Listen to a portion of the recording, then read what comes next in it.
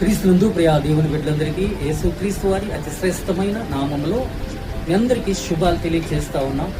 యోహాను మొదటి పత్రిక 1వ అధ్యాయము 1వ వచనం, జీవవాక్యం ఏదనగా ఆది యందు ఏది ఉండినో, మేము చెవులార ఏది వింటిమో, మేము కనులార ఏది చూచితిమో, మేము నిదానించి ఏది కనుగొంటిమో, మా చేతులు నిదానించి దేనిని తాకినో వాటి గురించి మేము సాక్ష్యం ఇస్తున్నామని ఆనాటి 12 మంది శిష్యులు మాట్లాడుతూ ఉన్నారు. ఆయన ఆరాధించువారు ఆత్మతోనూ సత్యముతోనూ ఆరాధించువారు, ఆయనను ఎవడు చూడలేడు, ఆయనను ఎవడు చూడలేడు అని పాత నిబంధనలో చెప్తున్నట్లుగా, అయితే ప్రభు అయిన యేసు క్రీస్తు వారు మానవుని రూపంలో రక్త మాంసంలో ఇన్కార్డినెన్స్ రక్త మాంసములలో పాలివాడై మన మధ్యకు వచ్చారు.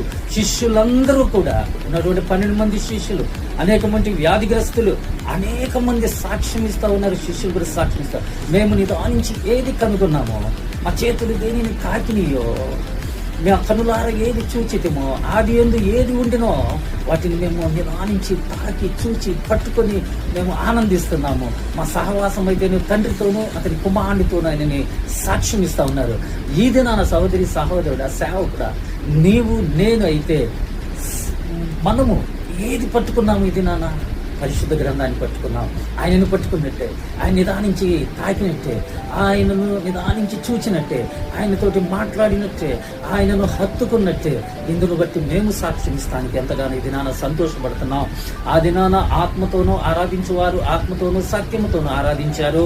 క్రీస్తు కాలం దినంలో శిష్యులందరూ కూడా ఆయనను తాకి ఆనందించారు, కనులారా చూచారు. మేము దేనిని తాకామో దాని గురించి సాక్ష్యం ఇస్తామన్నారు, దేని చెవుల ద్వారా విన్నామో దానిని బట్టి సాక్ష్యం ఇస్తామన్నారు.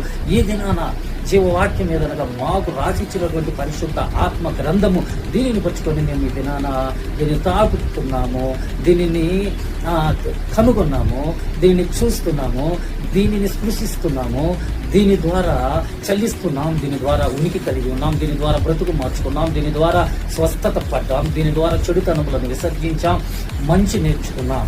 సహోదరి సహోదరుడా, ఈ దినాన నీవు కూడా పరిశుద్ధ గ్రంథం ఎత్తుకొని, ఎవరైనా నన్ను వెంబడించగోరిన ఎడల తనను తాను ఉపేక్షించుకొని తన సిలువనెత్తుకున్నాడు ప్రభు. సిలువనెత్తుకొని ఆ దినాన్ని నడిస్తే ఈ దినాన పరిశుద్ధ గ్రంథం ఎత్తుకొని నీవు నడవాలి. జ్ఞానం తెలుసుకోవాలి, మంచి తెలుసుకోవాలి. అది దేని ద్వారా నీకు వస్తుంది? మంచి జ్ఞానము, మంచి లక్షణాలు, మంచి సాక్ష్యము పరిశుద్ధ గ్రంథం ఎత్తుకొచ్చుకొని నడవటం వల్ల, ధ్యానించడం వల్ల, దేవారాత్రములు ధర్మశాస్త్రము ధ్యానించేవాడు ధన్యుడు.